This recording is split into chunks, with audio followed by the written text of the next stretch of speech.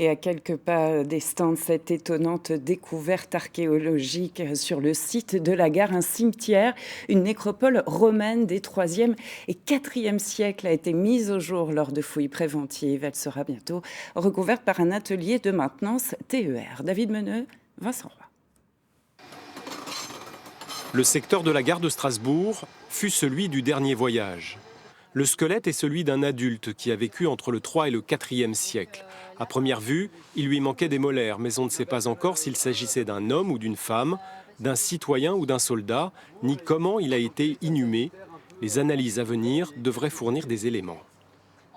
Ici, on va vraiment s'intéresser aux défunts, aux pratiques liées à l'enfouissement du corps, quels étaient vraiment les gestes funéraires qui ont été utilisés et pratiqués à ce moment-là. On a des enfants, on a des femmes, donc on ne pense pas pour le moment à des soldats, mais effectivement, ça pourrait être.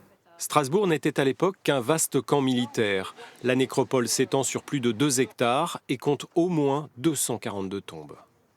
C'est une des grandes zones funéraires qu'on connaît pour cette période autour de Strasbourg. Il y a sans doute d'autres espaces funéraires qu'on ne connaît pas aujourd'hui, mais qui n'avaient pas cette étendue et cette densité de tombes. Nécropole déjà découverte par les Allemands après 1870, quand ils décidèrent de faire du site le quartier gare. Ils ont rasé le secteur, ainsi que les fortifications Vauban construites sous Louis XIV. Les fouilles permettent de les mettre au jour et de comprendre l'évolution de la ville.